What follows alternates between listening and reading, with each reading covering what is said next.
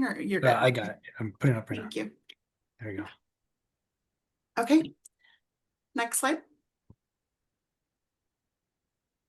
So just a reminder, when you registered for this meeting, you got a link in the email. You could either open it in your browser or the Zoom application, or you can actually call and listen into the meeting. Next slide. So if you want to join from your browser, there's a little tiny button at the bottom that you can click on and it will open up in the Zoom in your browser instead of opening up in the app if you don't have the app on your device. Next slide.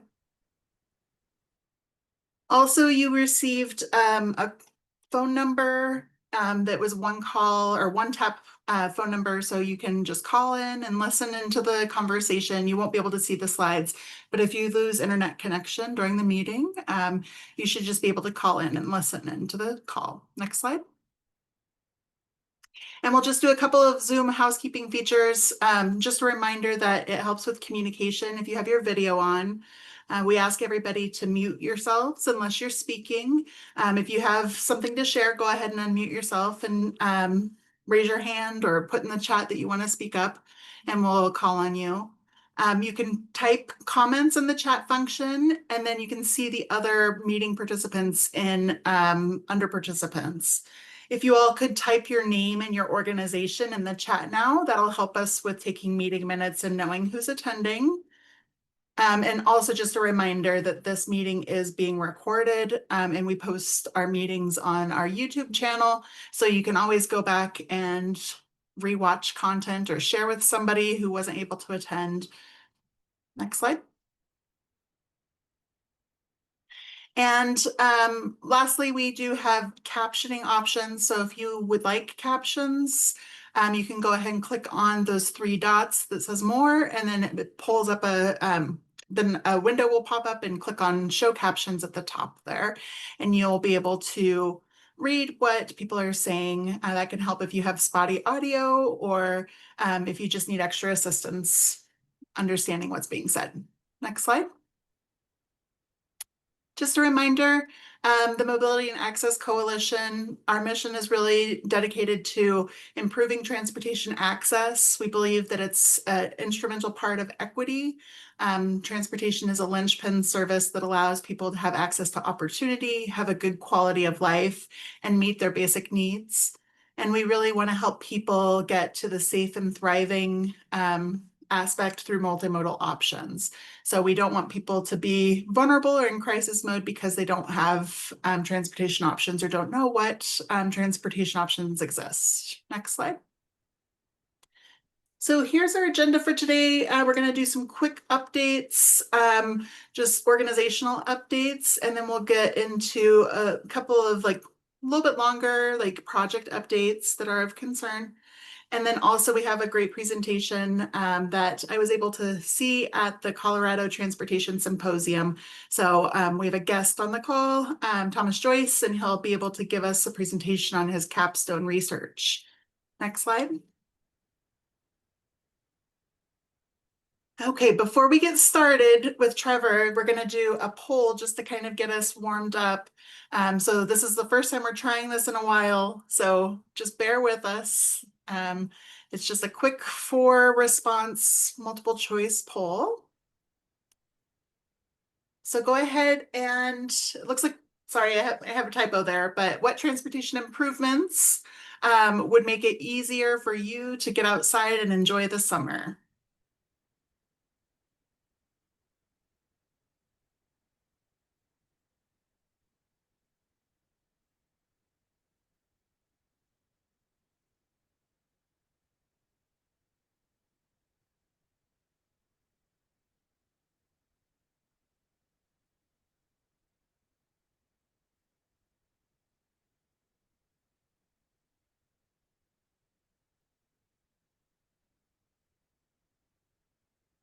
Looks like we have 24 people who've responded.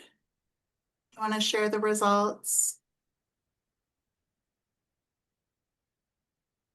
So it looks like better bike lanes or safer bike routes is the winner with 11 out of 24 people. Does anybody want to chime in and say why they selected what they selected?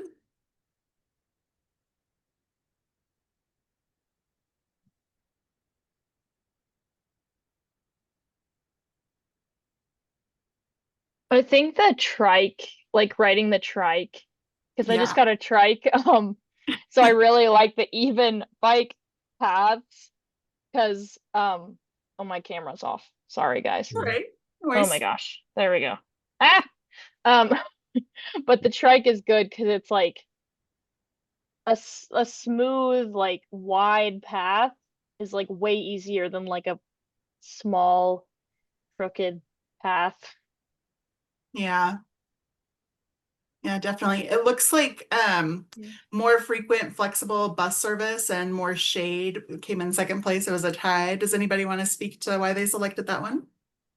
Sure. I'm on paternity leave, and I've been taking a lot of walks. And when it's hot, if we feel like if we miss the morning walk, then we're stuck inside for a long time because I always worry about sunburn. So it'd be nice to have a little more shade if I could take them out a little more often. So Yeah, that's great. And congrats on your new baby. I know that I've heard from people using mobility devices, wheelchairs, that shade's really important for keeping body temperature cooler, like when you're exerting yourself to get to the bus stop. So you're not alone in that.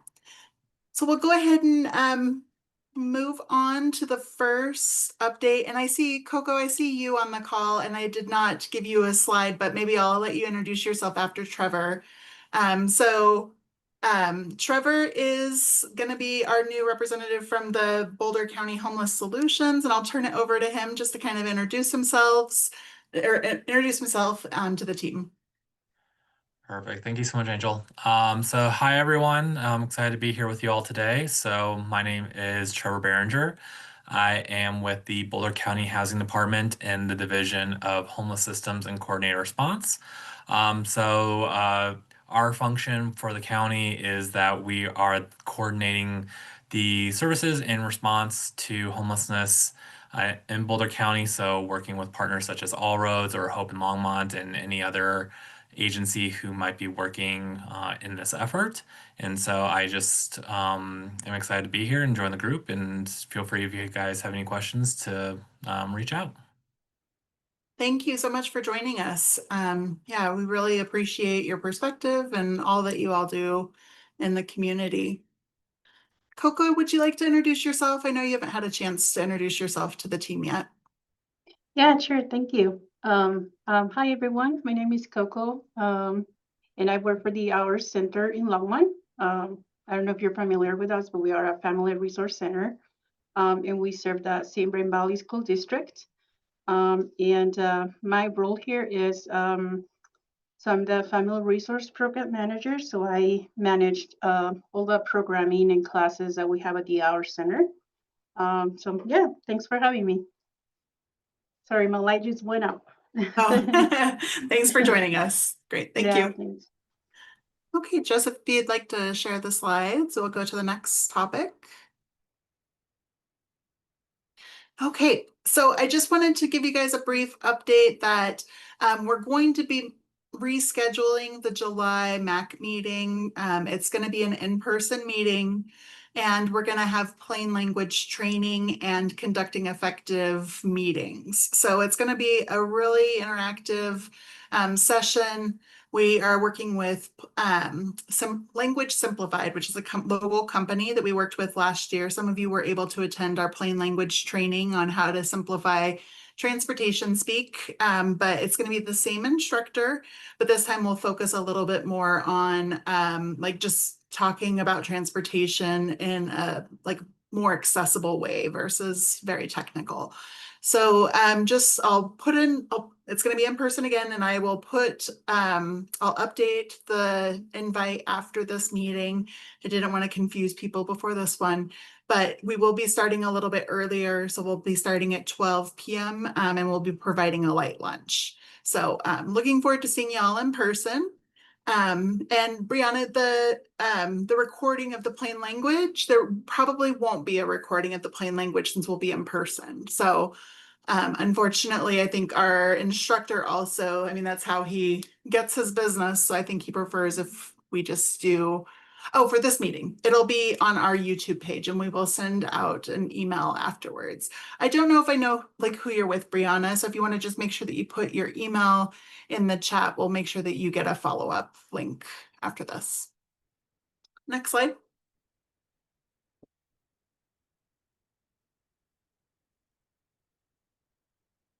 Gonna turn it over to Elaine. Hi, and thank you. Yeah, Boulder Chamber Transportation Connections is really excited to be doing our summer event this year. We're bringing in John Waslowski from Chattanooga, and he posts a lot on Twitter and Instagram, little features about just what it is about places that make them less inviting or more open, inviting, and getting people out and activated. Because, you know, one thing that strikes me is we can build the infrastructure, but if there's nothing there that draws people into a space, it's not maybe functioning as properly as it could. So there's what we call the place-making element that can really elevate that. And I think it's going to be a really entertaining activity, June 3rd from 3:30 to 5 with a happy hour afterwards. I'll drop the link in the chat. And for members of this group, you can, we have a few different codes, but Happy is one that you could get in if you're not already a chamber member. That would give you the 50% off the full price. So we're at the point we really just want people attending and participating. So hope you can get there or share it with anybody you know that really wants to further that discussion of, you know, urbanism and what makes our places work a little bit better. That's great, Elaine. Is this going to be similar to the event last year? Yeah, somewhat. Last year we were in downtown, so it'll be great to be over at Hyatt Place in Boulder Junction. And actually, while I keep saying the event itself starts at 3:30, at 2:45, we're going to do a bit of a walk around because I think Boulder Junction will be a perfect place for that. We're seeing more happening of development, of transit finally being back at Boulder Junction. But at the moment, when one walks around in the middle of the day, there's not a lot of activity. So, you know, and he's good about like some quick fix kind of thing. So what can we do to activate pretty immediately? So that'll be great. That's great. Yeah, I definitely follow him on Instagram. He's really engaging. Most recently, I saw that he got like a fine for not mowing his lawn. So he's all about urbanism. So it's great to really engaging. If you can attend, please register with Boulder Chamber. Thank you, Elaine. Next slide. Okay, now I'm going to turn it over to Nick, who's going to just give an overview of the recreation shuttles, which are coming up, which are launching here soon. Okay, everybody. And I'm going to share my screen. So can you all see this? Okay, and I'm going to go full screen. So we all know that even though it's rainy and cold today, we are entering the beautiful summer and fall ahead. And we wanted to talk about all the opportunities that Boulder County is providing to give you options to take transit to recreational trails. Just like Angel said, you know, we're hoping to get people to that right side of the transportation spectrum where people are thriving, and connection to nature is definitely a piece of that. As you know, there are many, many wonderful, beautiful protected lands and public spaces all throughout Boulder County. Rocky Mountain National Park, Boulder County Parks and Open Space, Forest Service lands, you name it. And while we have these images of these beautiful places in our heads, and we do have that experience in person, oftentimes it can be very stressful to get there if you are relying on a car or a single occupancy vehicle. Parking at the trailheads can be pretty overwhelming in many cases, not to mention that it is very difficult for some people to drive, or some people can't drive. So it's nice to give people alternative options to get to the trail besides parking on the side of a road or in a crowded parking lot. As we're very happy that Boulder County has quite a few options for you all to connect to outdoor recreation and beautiful trail spaces. throughout this summer, and I'm going to go through a quick presentation to tell you all about some of them. They are listed here, and I'll go into a little bit more detail. So the first is the Park to Park shuttle, which is a free shuttle service to and from downtown Boulder up to Chautauqua. Their website has a live online map that you can scroll around in to find these stations better and more directly, and I'll put all these links in our chat after this presentation. This service is starting up this weekend, running Saturdays, Sundays, and holidays from 8 a.m. to 8 p.m. The shuttle comes every 30 minutes, and of course, it's ADA compliant and wheelchair accessible. This is great, especially since the city of Boulder charges extra charges for parking up at Chautauqua Park. And as you know, it's an incredibly beautiful, popular destination, so it's really nice not to have to worry about driving around looking for parking and just to be dropped off at the trail. Another really popular trail destination is the Hesse Trailhead up in Nederland. There's free shuttle service between Nederland High School and the Hesse Trailhead. Like I said, I'm going to put the links in the chat. Double check because I think that service is extending to the Nederland Park and Ride this year. This service is starting also this weekend, actually this Friday, running through October 11th. Running from 6 to 6 p.m. on Fridays and Sundays, and 6 to 8 p.m. On Saturdays. This service runs every 15 minutes, so you really don't have to worry about waiting too long for the shuttle. If you'd like to make that entire trip without relying on a car vehicle, you can take the route NB operated by RTD straight from downtown Boulder up to the Nederland Park and Ride, and then the Hesse shuttle will pick you up. Two more that I'm going to quickly go through. Once again, I'll put links in the chat and you can ask questions. The Eldo shuttle takes you out to beautiful El Dorado Springs. This is a wonderful shuttle that takes, once again, runs I think it runs every 20 minutes. You do need an active Colorado State Parks pass to enter the state park. But if you were driving on your own, it would require timed entry. It's really nice not to have to worry about that. Just hop on the shuttle and go enjoy the park. And lastly, Busting to Estes is a wonderful service that connects the city of Denver, Westminster, Broomfield, stopping a few other places along the way to Boulder, Lyons, and then Estes Park and Rocky Mountain National Park. Once again, you can avoid the stress of driving. You don't have to worry about securing a timed entry to get into Rocky Mountain National Park. While you still do need a day parks entry pass, the one-way tickets are only $7.50 with discounts for children, students, people with disability, and seniors. So this is a really low-cost, low-stress way to get out and enjoy beautiful Rocky Mountain National Park. The shuttle drops you off at one of the most popular trailhead destinations within the park, so that's another plus for the service. Once again, all this information is going to be in the chat, but we hope that you all have a wonderful time out on the trails, and also encourage you to consider taking transit to get there. Sue. Have you guys ever considered Brainerd Lake for a shuttle? Because I haven't been there in a while because it's a pain because you have to park in that like winter parking lot, and to get to the closer hiking area, you either have to walk all the way to the start of the hike or, get there super early to get one of those parking spots. But if you could run something from like the winter parking lot, that would be good.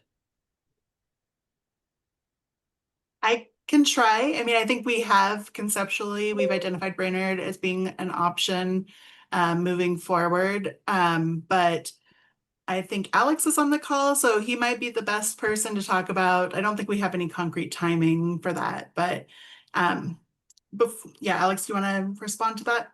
Yeah, so the Forest Service and their concessionaire are potentially working on plans for a shuttle from the winter lot to Brainerd. I think had all of the federal layoffs over the last year and a half not happened, they would have launched that already. But I'm not sure if they have a timeline given the current federal situation. Yeah, thanks, Alex. Allison also has a question in the chat, Nick. So I think that Melissa answered one of them. So do you know what the discount cost would be for people with disabilities? So it is 50% on busting, and the other ones are free. And then also all of the buses have wheelchair accessibility, but I think the trails is where people like might encounter barriers. So I think Eldo has like an accessible trail, and then Rocky Mountain National Park. I don't think that Hesse does, and I'm sure probably Chautauqua has like an accessible trail. I'm not positive though. Does anybody Chautauqua does know? have a few. Yeah. Allison, I can try to go find the city of Boulder has produced a wonderful accessible trail guide for City of Boulder open space. Yeah. I'll try to drop that in the chat. And yes, you're just what Angel said. Every shuttle is free except for the busting, and just like Melissa said, that should be 50% off. Yeah. And then one last question before we move on to Alex's presentation. The question is, do all shuttles allow dogs? And I believe, do you want to answer that, Nick? Yes, I believe that the definitely the Eldo shuttle and the Hesse shuttle allow well-trained leashed dogs. I do not believe busting allows dogs. And if somebody knows about Park to Park to confirm that, please let me know. Yeah, I can speak on that. This is Sydney Schiefer with the City of Oh, Boulder. hey, Sydney. Yeah, and on the Park to Park, we do allow leashed, well-trained dogs. So Thanks, Sydney. And for the busting, if you have a service animal, you can bring the service animal on, just like any other transit service, but just not pets. So yeah. Thank you, Nick, for all this information. Lots of great questions. Now we're going to turn it over to Alex Hyde-Wright, who's going to give us an update on the Linking Boulder County Shared Vision for Transit Planning effort. Alex, do you want us to share the screen? That would be great. Yes. Okay, putting it up right now.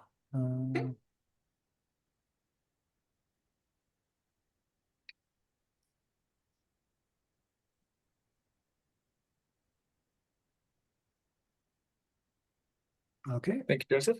So as Angel said, I'm Alex Hyde-Wright. I'm with Boulder County and serving as the project manager for the Linking Boulder County project. Before I continue, I'll make a quick note. I had a little bit of dental work this morning and the lidocaine has not fully worn off. So if I sound a little bit funny, that is why. Joseph, you can go to the next slide.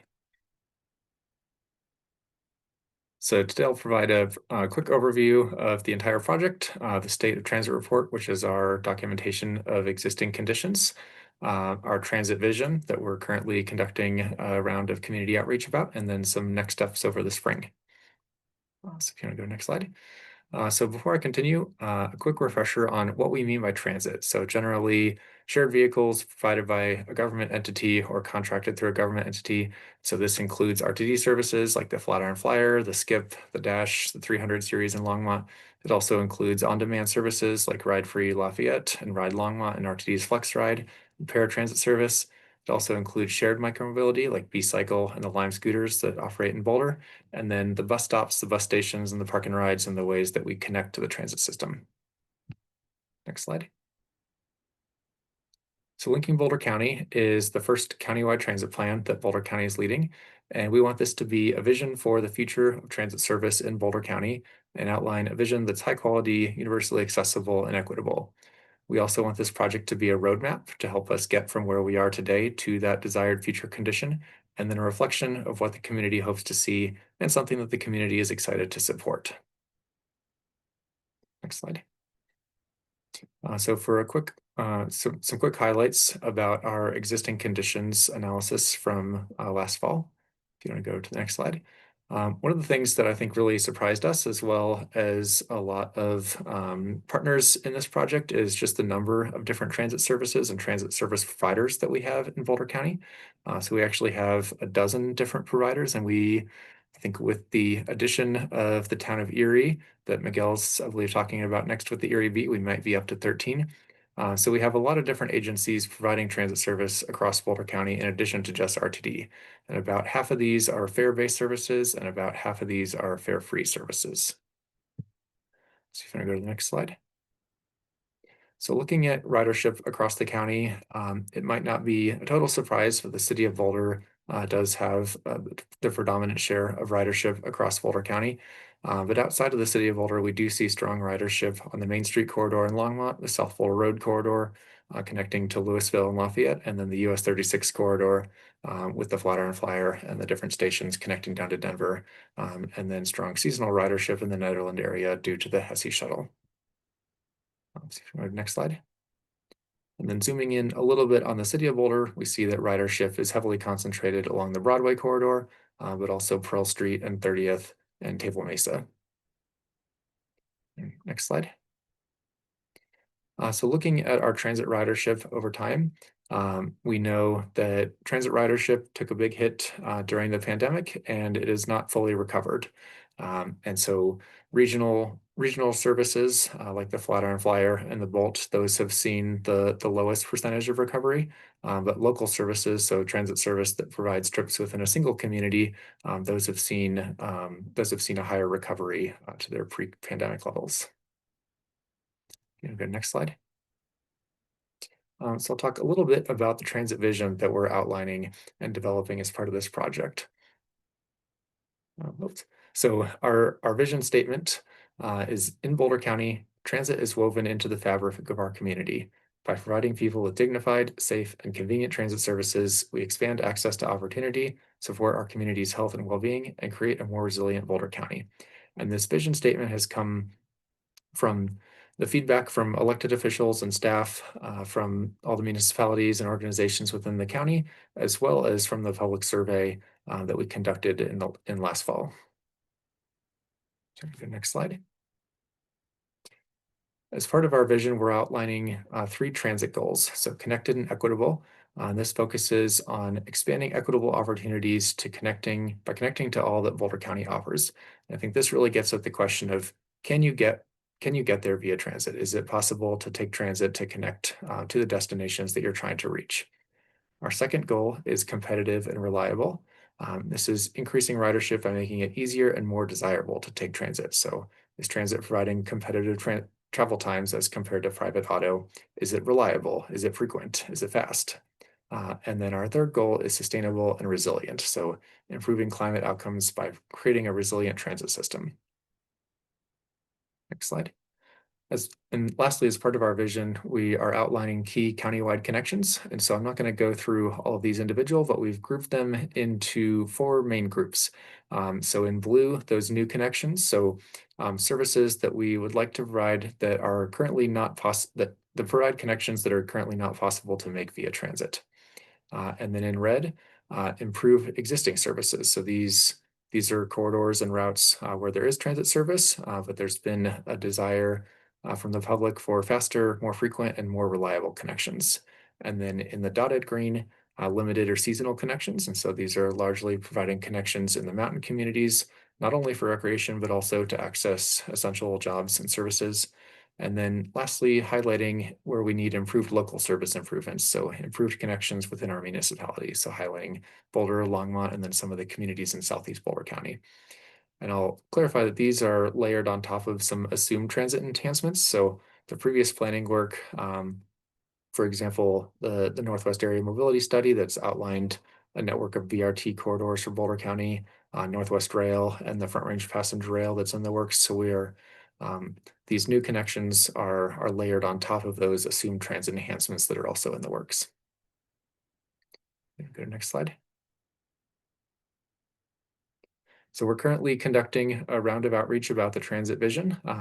So we have a survey open through the end of the month. We've been meeting with a couple different focus groups focused on youth and some of the mountain communities. We have a share kit available. And so we'd appreciate your help in promoting the survey and really seeking feedback on if we've captured through the transit vision what the public wants to see for the future of transit service in Boulder County. Go to the next slide. So with that, I have a couple of questions and happy to take any others, but do any of the existing conditions findings surprise you? How well do they match what you see and have experienced in riding transit around Boulder County? how well do these goals capture what you hope this plan will achieve? What value would you place on the different goals? Are there ones that you think are more important? And then how well do the key regional connections meet the needs that you hear from community members? I got a question, Alex. Mhm. I saw one of the slides, it had that one of the places that's in demand is like Erie. And I used that Valmont, that Pearl turning into Valmont route. I don't go all the way to Erie, but I do see quite some traffic through there. I'm just curious about the data on that and if that will grow in the future. As seen as it's like a sort of in demand, that route. You're talking about the jump specifically, or No, just that kind that, of that corridor? yeah, that corridor. Yeah, that Pearl where it turns into Valmont headed all the way down to like Erie. Yeah, if you want to go back 2 slides to the map. Oh, oh, lost it. Let me start again.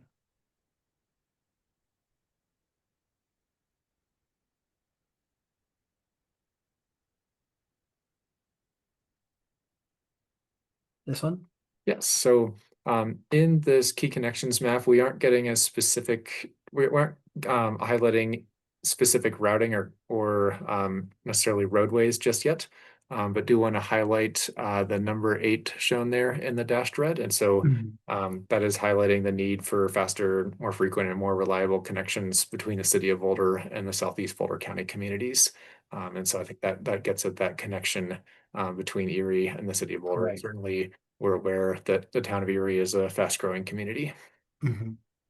Okay. Are there any other comments, questions for Alex?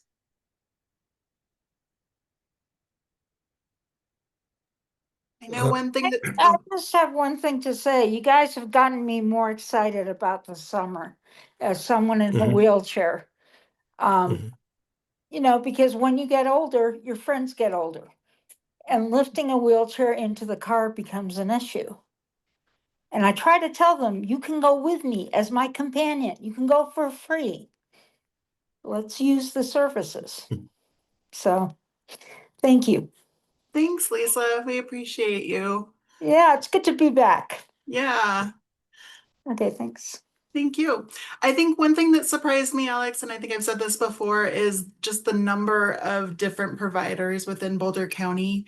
And it really just raised the awareness of like, if you're trying to go from community to community, like that probably would require 3 different systems, which probably requires 3 different apps. And I don't know, just working with older adults and people with disabilities and youth, you know, there's some real barriers with downloading apps and like knowing how to find information. So I think that's just like one comment, but yeah, thank you for looking at all of this holistically.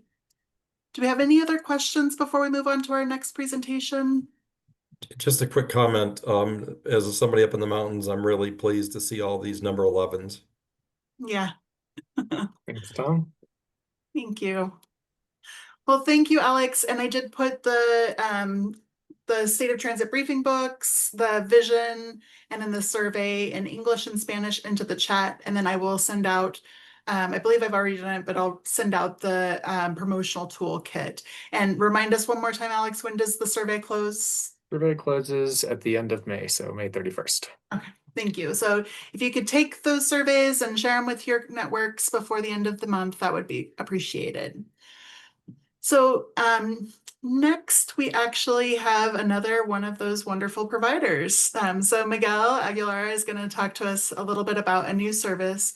You've probably seen promotion on social media. I know that I was a little wary of another B, like being in the mix of all the transit services, but it is absolutely adorable. So I will hand it over to you, Miguel. Great, thank you. You can hear me just fine? Yeah, we can. Great. I also have a presentation of like, I'm gonna share my screen with that. Yep. Real quick. Ooh.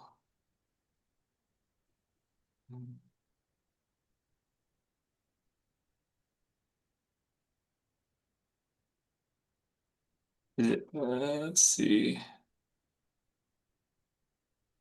All right, is it there for y'all? Yep. Not yet. Well, not this. Let me I'm see. not seeing it, at least.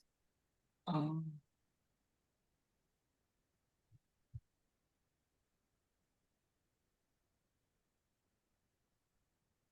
Okay, now you're sharing, a The- There we lot of go. screens.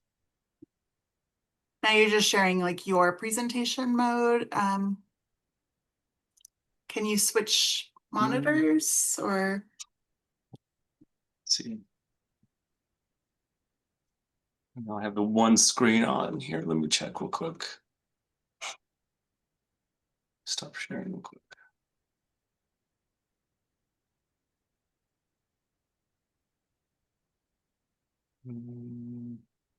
Sorry, I'm using somebody else's laptop, so it's All right, it's always all the custom features and sharing. It's always challenging.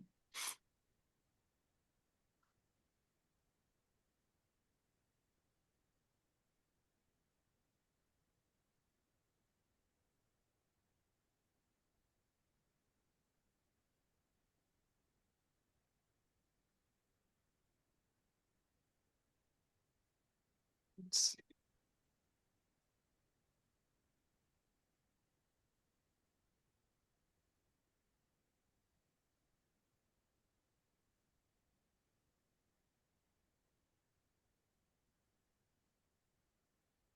I think this should be fine. We can just go through it like this. It's not quite the right way, but it's fine. Is it that way now? Is it showing? Yeah, we're good. Is this I in think we- presentation mode? Or is Yeah. it? It's good. Yeah. All right. Yep. So here I'm Miguel Aguilar. I'm the principal transportation planner with the town of Erie, and yeah, just presenting on the Erie Bee, which we had just launched a month ago tomorrow. So I'll present some information on the Erie Bee. So just real quick, I just want to quickly touch on the past state of transit in Erie and how we got here to creating the Erie Bee, then setting the stage for Erie Bee and what the service looks like today, 1 month in, and then what we have planned for future transit in Erie. Past state of transit. So how the Erie Bee came to be was that council was frustrated with a little service that we receive from RTD, and we pay taxes, sales tax going into RTD, and we only get little service out of RTD. So the transportation division was created for the town of Erie back in 2022, and from that council established a legislative agenda to increase and support transit and directed the division to increase transit. And so staff at that time had researched what kind of different transit options we have and what can we work with and improve existing transit as well. Real quick, right now the jump service is the only service that is provided by RTD for the town of Erie. So it heads into Boulder, and as you can see this orange line, it travels just on the Boulder County side, barely comes into the Weld County side. So by transit standards, this only reaches about 5,000 residents of the 42,000 residents in the town of Erie. And with that, there are 15 bus stops for the jump route. So what we were trying to do in researching additional service, we heard about RTD's partnership grant was available, and so the town decided to apply for this grant. But we ran into an issue with the grant. As you can see with this map, we have the darker shaded areas that are inside of RTD, and then the blue tealish colors, I guess you can say, are, I'm missing a couple numbers on here, are all outside of the RTD areas. So we had this checkerboard pattern with the town of Erie, and so therefore RTD's policy was they could not provide a grant to a service that would be servicing outside of RTD's service area. So that was kind of at a loss, and so we were at a setback on what we could do to increase transit. And let's see. It's not going. Where are we at? Oh my gosh, sorry, this was not supposed to happen this way. So here is what we decided to do was to annex those portions of the town outside of RTD into the town. So we looked at a ballot measure, and so this was a mess of the path that we took to get to that ballot measure. It's just kind of show you the complexity of what we were trying to do and what path we were trying to accomplish our goals for the annexation and ballot measure. And so eventually had to get approval, had to go to the voters to vote to annex into RTD fully. And so that was a huge risk because only 1,500 residents would be asked this question. It would just go to those who are outside of the RTD service area. And so we didn't know which way this would go. Luckily, the annexation ballot passed, and back in 2024, the entire town was now fully inside of RTD, and now we can apply for that RTD partnership and look at additional service. So with that, we started setting the stage for the Erie B.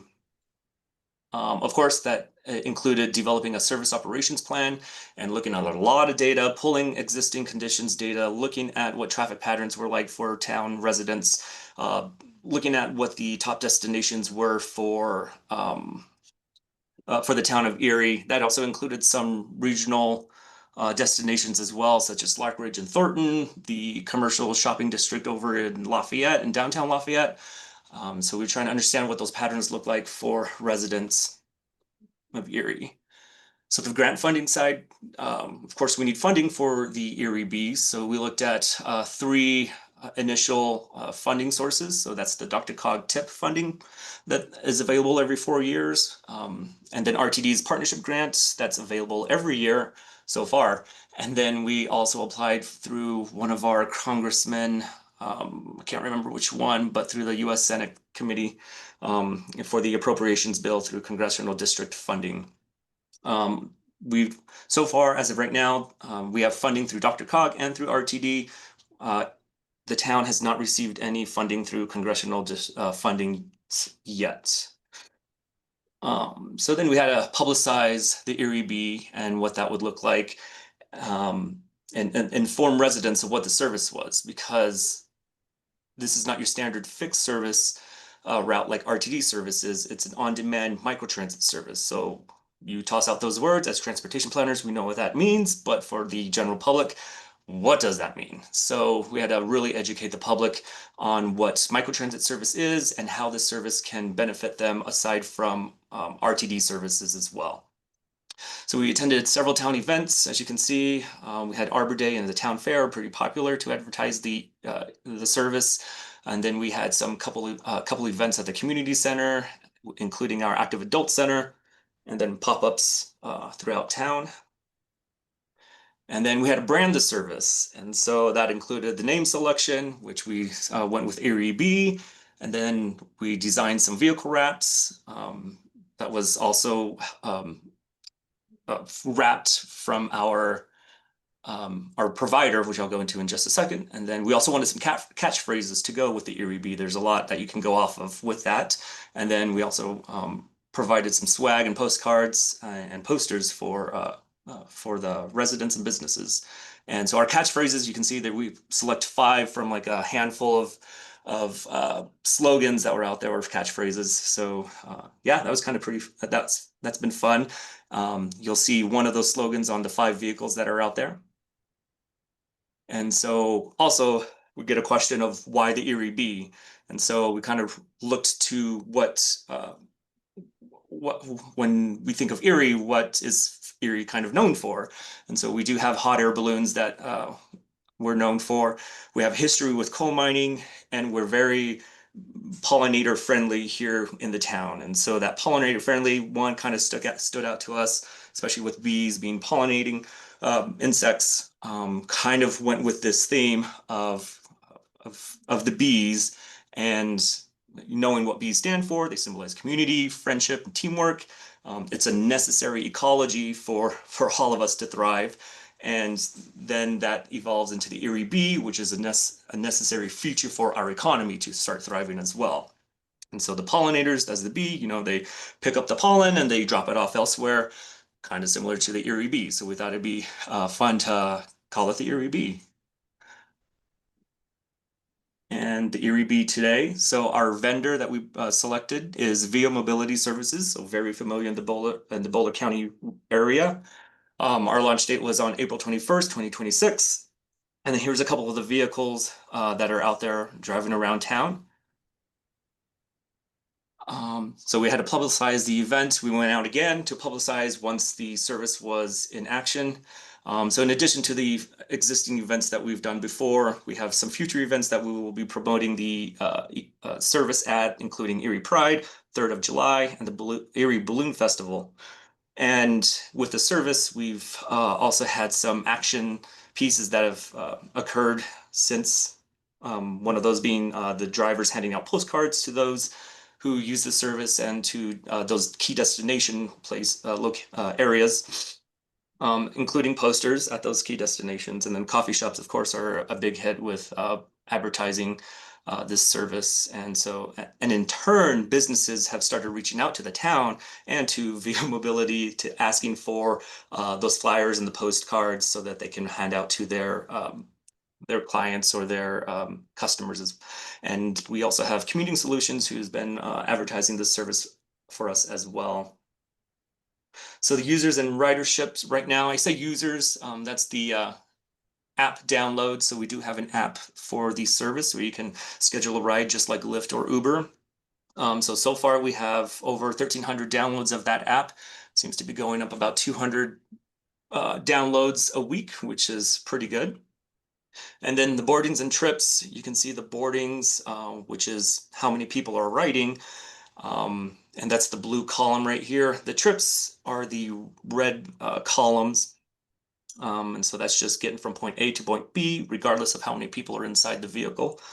You can see that the boardings are pretty high. We're starting to understand that there are a lot of students who are using the service from the high school and middle school, and we're learning that they're going in groups of friends, groups together. So that's really one of the key demographics we are targeting for this service. So it's great to see the students using the service to get around town.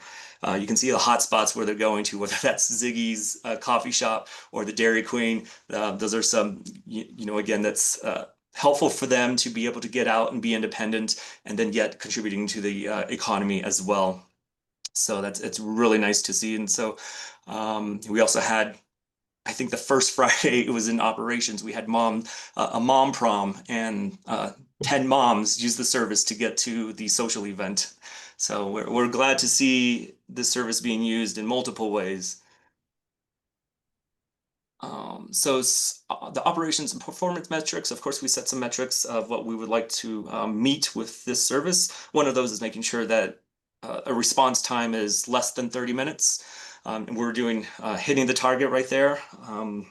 The fare, it's free, so no fares at all. You get to download the app and you don't have to put your credit card or anything on there. There's no fare box or anything, so it's free for all in the town of Erie. So it's not just for Erie residents. You don't have to provide an identification or proof of residency in Erie. If we have visitors, they're also able to use this service. So if you have family from outside of town and let's say there's 12 of you and you all need to go somewhere, you can use this service as well to get all 12 of you to wherever you need to go. Service is Monday through Friday, 6 a.m. to 8 p.m., but we are getting a lot of requests for a Saturday service already. So we are planning to reevaluate the service at 6 months and determine what kind of adjustments we can make for this service. Let's see. So the service area for the vast majority of the town is within the service area. We've made some exceptions to go outside of the town of Erie boundary. So as you can see, we have Lafayette included off of US 287 to go to the Walmart, Kohl's, 24-Hour Fitness. The Les Schwab Tire is another good location. Heard some families say they get their car service there, and this is a great service to return back home while the car is getting repaired. We do have a transfer point at the Walmart in Lafayette because Via Mobility also is the provider for the Ride Free Lafayette service as well. So on the back end, they're able to connect both of these services to get to that transfer point, and our residents and Lafayette residents can make a swap at that transfer point, so going in either direction. And so we're really trying to push that transfer point out there as well. So if residents need to get to Good Samaritan Hospital in Lafayette, we can tell them, yes, you can get there by transit. And then we also have a extension out to the Broomfields Children's Hospital off of Highway 7. And let's see, and then just going into future state of transit in the town of Erie. We have a lot of ambitions, transit ambitions and plans set for our future and what we're trying to do. And with that, we're trying to work with RTD to make those to make some improvements to existing transit services, whether that's a reroute or an extension of an existing service. And then we have a lot of BRT services coming online here within the next, but within a year, we'll start seeing some BRTs come online. In addition to the Southeast Boulder County Flex Ride, which I think it has a new name now. So yeah, and then that'll link everybody up to all these transit centers and hubs that are also planned for the Erie region, at least. So yeah, and then the Erie B can be used to get folks to these other routes and get them further connected to the Denver metro area or Boulder County area. Well, that's all I got. Well, thank you so much. That was great. Yeah, I love to see all of these like smaller transit agencies popping up. I know we don't have very much time right now, but if we have any questions, go ahead and put it in the chat and maybe Miguel can respond in the chat. Just want to make sure that we give our guest speaker enough time to give his presentation. But just thank you, Miguel, for your presentation. I really appreciate it. And we'll follow up with requests for data updates at the MAC. I'll turn it over to Melissa for her quick update. Sweet. I've got 2 really quick updates to share. I'm going to quickly share my screen. Don't worry, Joseph. I can just be on top of yours and then turn mine off. But yeah, wanted to share over the winter, the Nederland EcoPass Public Improvement District worked together to create some promotional materials for our Nederland EcoPass area. If y'all didn't know, basically everyone in the Nederland Community District is eligible for a EcoPass if they're a resident, and now as of 2024, all employees are also eligible. So to incentivize and promote that, we created some materials that will be distributed. My personal favorite is the sticker. It kind of is mirrored off of the like I voted stickers, that when you get your EcoPass, hopefully you'll also pick up a sticker. I haven't dropped them off to Town Hall yet, but I will shortly. And I know that Tom Mahold is on the call and he was a part of this. So I just wanted to give him kudos and a shout out. But yeah, we've got about 1,400 riders in the resident program and maybe 400 in the employee program. So it's slowly growing, and our largest employer is definitely Eldora, which their seasonal employees are no longer in the program for the summer, but they will be added back in and resume service in the fall. But yeah, it's been really great to work with the folks in NED, and I'm hoping that a couple of really fun promotional items will incentivize people to get their EcoPasses because they're already paying for it. It's going to pay for itself in a minute anyway. So yeah, I just wanted to share that one quickly. And then my other one, Joseph, you could go to like your next slide, is just to give a plug for my project, Safe Streets for Students. It's focusing on the St. Vrain Valley School District and BVSD, Boulder Valley School District, looking at crash data in those areas. I've got plenty of partners on the call that have been either on the Community Advisory Committee, the Technical Advisory Committee, and just wanted to share that on Monday we had our first Community Advisory Committee meeting, and we had 15 people, and most were students. I'd say over half were between the age of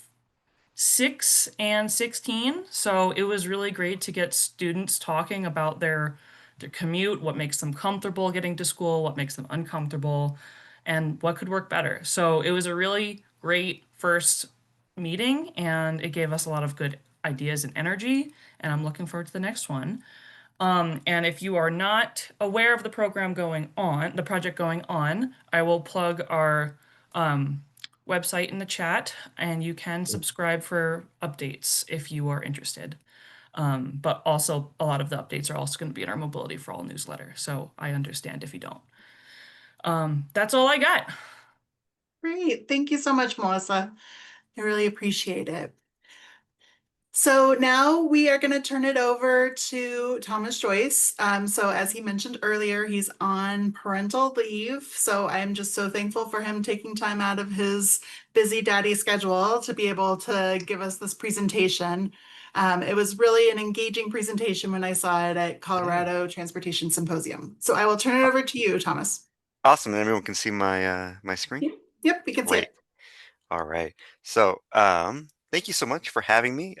All these presentations are super uplifting and fun, and mine is going to be a little depressing, but I do apologize. But so I'm going to talk a little bit about reducing unhoused pedestrian deaths in Denver. This is part of my capstone I did for my MPA. CDOT was also my client. I am a project manager in the Office of Innovative Mobility. I focus on TDM, but in prior to that, I was an employment specialist at the Colorado Coalition for the Homeless. And part of the reason I wanted to do this project is a couple things. One, I had a client who was hit by a car 6 times in my very short time working with him. He did concessions and cleanup for the Rockies, and he would ride his bike home at night to the shelter close to Colfax, and he kept getting hit by a car. I also, when I was doing this, and I don't know if it's the same person, I couldn't find an obituary, but one of the names that came up of a pedestrian was the one who matched my client. And when I was talking to one of the experts who was a case manager, he was able to be like, oh, yeah, this person should be on your list, and this person should be on your list. And it seemed like it was such a prevalent um, issue that we wanted to, I just felt like it needed attention. And so the CDOT NHTSA folks also agreed, and they kind of sponsored the capstone. So that's how kind of I got interested and just my background of working in these communities. So unhoused pedestrians are overrepresented. We also don't know a lot about it because housing status is not collected as part of FARS data. And then the other downside of this is that it, we only kind of focus on deaths, how many, incidents. Like I said, my client who was hit 6 times, none of those went to the police, none of those went to, um, any type of record. So the goal of this research was just to examine why is it so high? Is there anything unique to that? Now, I try to do a little bit of context for Boulder, but just kind of the prevalence of the problem in Denver to start is 30% usually of all pedestrian deaths are unhoused individuals. So if you think 1% of the population makes up 30% of the pedestrian deaths and 12% of all emergency room visits, most of these deaths occur on like your state arterials, your federals, your Colfaxes. If anybody's been to Denver, these state highways that move a lot of cars that aren't very pedestrian friendly. Crashes rise dramatically around homeless shelters and transitional housing. And so again, the goal was to kind of just delve a little bit deeper and provide some more understanding and gap here. Now, I'm going to get into the Denver homelessness in the project, but I wanted to just kind of look at Boulder homelessness. Now, it's, a very small amount compared to uh, you know, Denver, right? Denver is around 10,000 here. It's around significantly less than that. But as I was just doing a quick search, right, it's just for pedestrian deaths. Now, I'm not saying these people were homeless, but right, this here, there's a death of a pedestrian and a individual, a pedestrian death here at this intersection, and here is your nearby homeless shelter. And you all are doing a great job in pedestrian safety. You have so few deaths, so it does kind of stand out that these areas, that there were some deaths around these areas. Uh, this has occurred at 5 o'clock in the afternoon. This is when they do after-hour shelter intakes during those times. Again, I didn't pull up the police report. I was just kind of looking here to see See that again, another example. This dot right here represents a cyclist who was killed. This is right near, I think over in this area, it's blocked by it, is where the Boulder Bridge housing system is, right? And this was at midnight. And so again, it isn't just that it's unhoused individuals who are killed disproportionately, but those areas are specifically unsafe for everyone. And I think that even if you don't have the kind of the magnitude of problem that other places have in terms of homelessness, if you incorporate them and take their experience into consideration, everybody will benefit because these areas will be safer. So kind of moving into the research, that was just kind of some background on maybe that this, I think, even though I'm going to be talking about the city of Denver because that's where the research takes place, I think there's stuff that can be pulled for the city of for the county of Boulder. So overall, Denver homelessness in general is increasing. This is the total number you see here. What is interesting in a very sad way is that the people who are becoming homeless more are families, women, and children. We see a rise there. So again, you could think about you have this unsafe transitional housing area.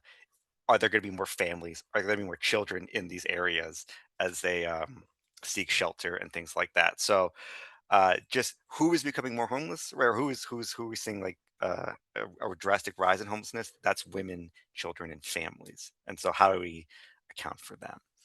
So just in general, like I said, 26 to 33%, depending on how you count, deaths were unhoused individuals. 68% were on these state arterials. Between December 1st, 2021 and 2024, 33% of all pedestrian related crashes occurred within 1 mile of a homeless shelter in Denver. So that's regardless of their housing status, 33%, a third of all crashes are occurring around these shelters. Um, if you just look at incidents per square mile around a homeless shelter, right, in Denver County, it's 9.05 pedestrian related incidents. But if you zone in on the half-mile radius around a homeless shelter, it's 42.1%. So like almost a factor of 4 or 5 there in terms of more incidents happening. Typically, what we see is when people are dealing with unhoused individuals, they come to there's usually 3 ways state DOTs or just really any local governments deal with unhoused pedestrians, right? The first is through the built environment, improving pedestrian infrastructure. But I would say the most common is probably education, right? We talked to either campaigns, trying to specifically address unhoused individuals, handing out lights or vests, things like that. That's probably the most common. Besides the other one, which is usually like push and pull factors. So I say like one of the more common areas is sweeps, right? You push people out of an area, which is ineffective and traumatic, and a lot of times they can just end up right back at the same place. But if you think about what that does to a community, now you have to sleep during the day when it's safer, both from hypothermia and the threat of violence. So you might need to take something to fall asleep. And then now you're going to be walking all night. And so one of the reasons we see an increase in like methamphetamine use and stuff like that is because you have to be moving all night, right? And if you're moving all night, you're walking in dangerous areas and you're walking at a time where people can't see you, usually in dark clothing. We have seen some positive pull factors, right? Like by pull factors, I mean pulling people into services, and push factors are you push people kind of out of the area. So like a push factors are the sweeps, hostile architecture, fencing, trespassing, things like that. Pull factors we've seen, there's a great example of CDOT and the city of Denver working together to use CDOT land to build tiny homes. The Texas DOT and Hawaii copied it, was to use like DOT land to create villages to support unhoused individuals and provide active housing and services, like because DOTs have a lot of land. I mean, those are kind of the really big examples. But for the most part, what we see are either education attempts, or like I said, the handing out of vest or whatever those or lights, Those have mixed results, usually limited results, and then sweeps on the other end being the most common. So, as far as my research, what I did is I worked with the city and county of Denver and CDPHE, and they provided a list of folks through their crash investigation who they identified as unhoused. And then I took that information and then I found those incidents and I went into the NHTSA database, which doesn't have that information listed, and tried to get information about the crashes. From there, we visited, me and some of the NHTSA folks at CDOT for one of them, and then me by myself went to a site to kind of just walk it and see what had happened, and then conducted 36 interviews with people experiencing homelessness, and then also 22 subject matter experts with people at either working in homelessness or working in transportation, both in Colorado and around the country. Portland State has a lot of good information on this topic because they had a 75%, so I said 30, 75% of their pedestrian-related deaths were unhoused individuals. So here you kind of see it over year, despite the fact that it's not right, regardless of where or how many people are dying, right? This number, this percentage kind of is remaining the same. It's kind of holding steady there. So the average age was about 47, median age was 48. And I want to note that 47, 48, when you're unhoused, being unhoused ages you, right? With saying housing is healthcare is because it's very difficult to live on the street, right? And so it can be very aging. A lot of folks have TBIs or mobility issues. And so I think there's a big overlap between people who are you know, differently abled, and then also folks who are homeless. And then mostly men. They occurred at night, and between 9 and 5 p.m. compared to more the other housed pedestrians. That was less. What was interesting, I thought, was that 41% were under the suspicion of drugs and alcohol, compared to 17% of housed. And this was very different than the other only study I found on this, which was in San Jose, which was 8%. And one of the things I think were different there is that theirs was confirmed by a coroner, and a lot of these were just suspicion at the area by the officer. And so I think there's a couple things. One, that could be camping bans and people moving. That could be that there's more harder drugs on the streets at the time, or alcohol. It also could be that 100, as Dr. Wes Marshall says, 100% of dead pedestrians can't tell their story. And so is there some type of thought about this population? And the driver said, oh, they were acting erratically, so they just put it down as drugs and alcohol. I don't know I'm sure it's probably a combination of all of those factors, but I don't have a specific one. But I thought it was interesting that almost 5 times the amount of deaths in Denver compared to San Jose is that. Now they also don't, I believe, have a camping ban, so there's certain areas you can camp in. And then what I also thought was interesting, kind of going back to that quote of 100% of dead pedestrians can't tell their story, is 79% of the time when an unhoused person is killed, the driver is given no contributing action. Whereas 48% of the time in housed deaths, which also seems high, but I thought it was noteworthy that when a unhoused pedestrian is killed, a lot of times the blame goes on the pedestrian. And so what's the main reason? Well, the first is not visible. And there was a great quote by Aubrey Goodman, who was a nurse at the coalition, who said that there's not a lot of high visibility clothes in donation dens. Right. And so, and then there also is a little bit of do you want to be seen, right? If homelessness is criminalized, do you want to be seen?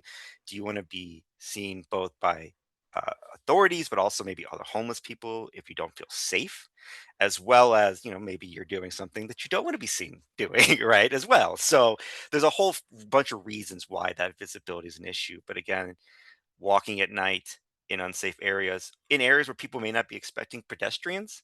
And then and then, like I said, the lack of accessibility to that. And what was interesting is when I talked to unhoused individuals, that part about like maybe not wanting to be seen, that didn't come up. They were just a lot of them acknowledge they just don't have access to the clothing.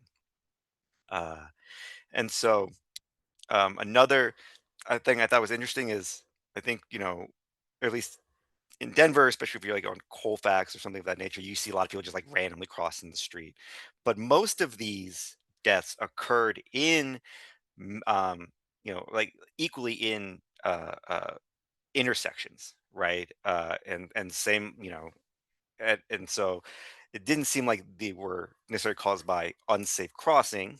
Uh, a lot of the literature shows, and it doesn't specifically call out unhoused, but I imagine you could make the same comparison that folks, I think it was like African American or folks who are perceived to be low income, like do not get respect at crosswalks, and people do not stop for them as frequently by significant margins.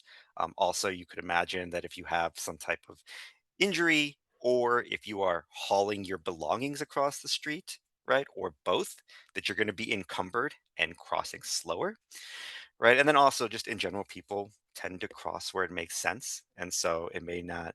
And also for safety reasons. I did have one gentleman who I was talking to at the clinic, and he lost both of his legs, and he was hit in a crosswalk by a BMW. He said going 65.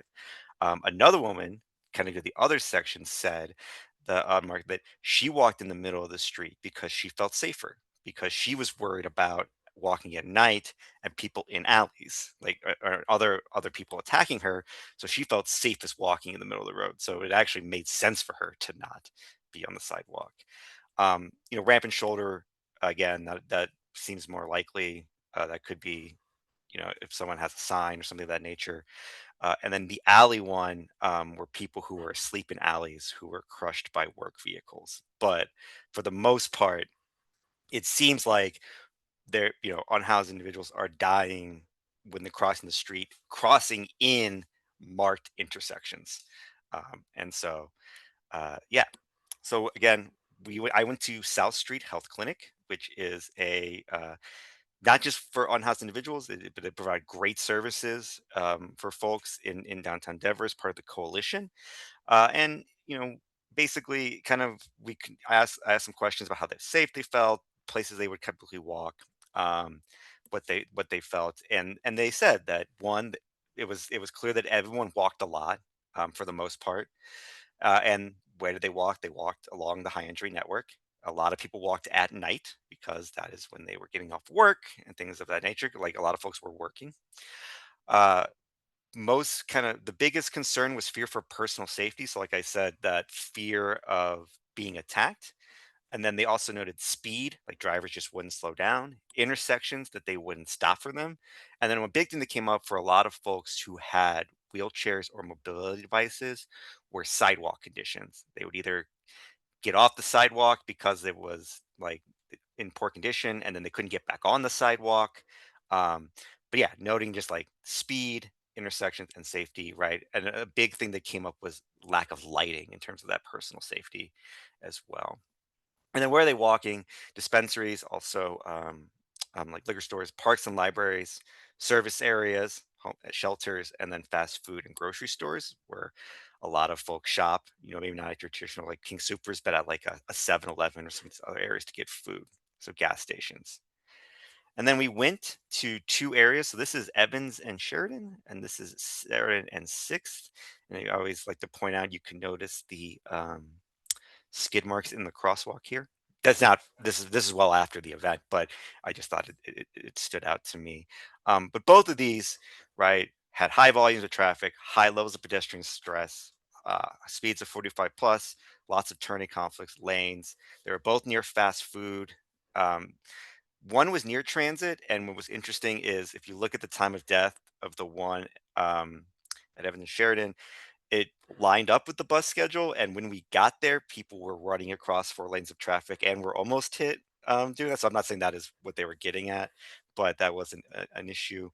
And then uh, the other one, it was a little far for transit, but I do think it was near. The transit was certainly in the area. One was near temporary housing, and then one was kind of near, but thrift stores and grocery stores. But again, these like areas with thrift stores, grocery stores, um, fast food dispensaries, all these kind of places or areas are where there's going to be high pedestrian traffic from unhoused individuals, shelters, transitional housing, things of that nature. So just some recommendations, and this is Federal Boulevard in downtown Denver, right next to CDOT, which I think is right over here. There's one of the more dangerous roads, and so just some future recommendations, just data collection, like how many of the folks being killed are unhoused, how many like what is the data around um, the shelters and the transitional housing compared to other areas. Um, as when they say housing is healthcare, housing is providing housing for folks. Um, is just a way of reducing that kind of reducing deaths in general.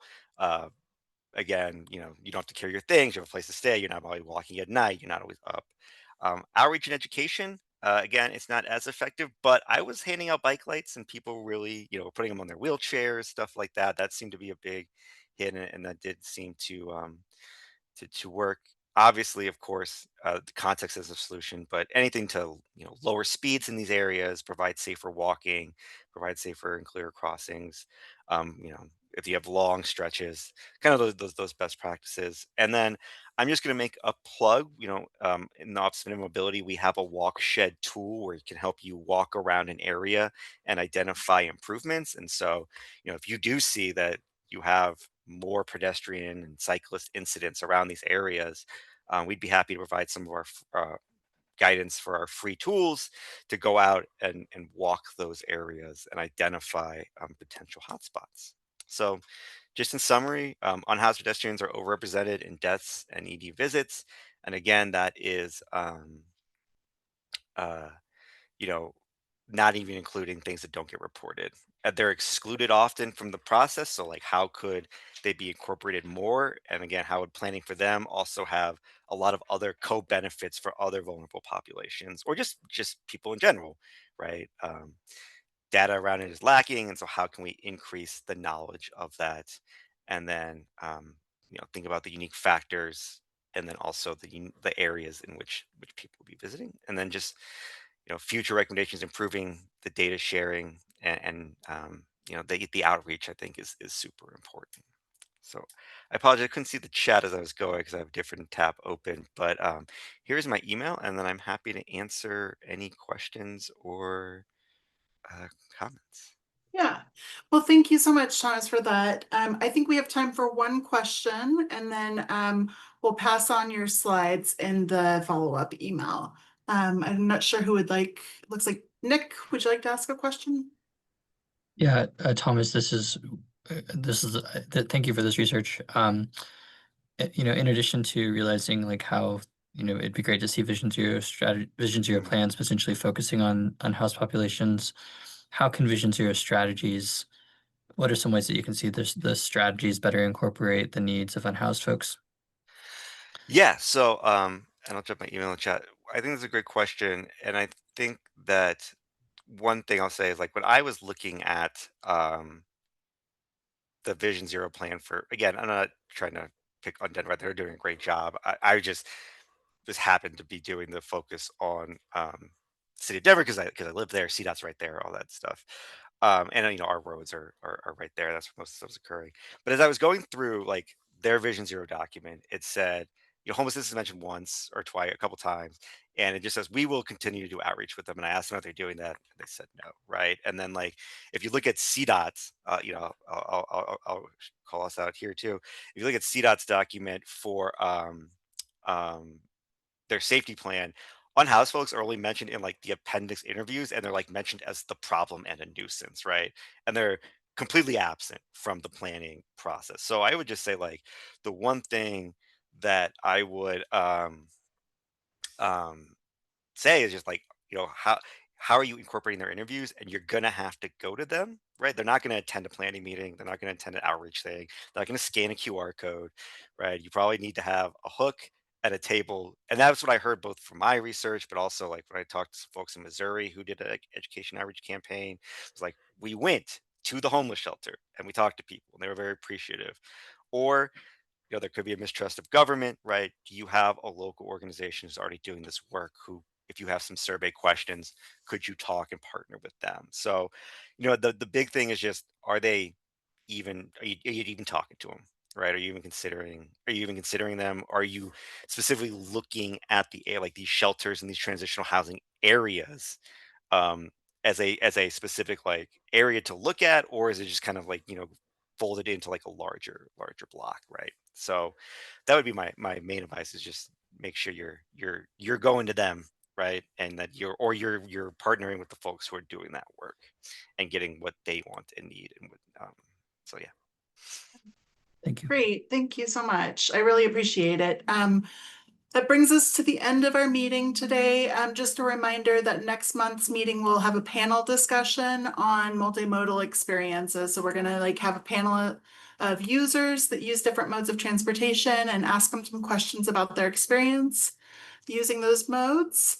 If you have any updates that you would like to give at the next meeting, please email us and we'll try to include those in the agendas coming up. So the multimodal consumer experience is the panel discussion.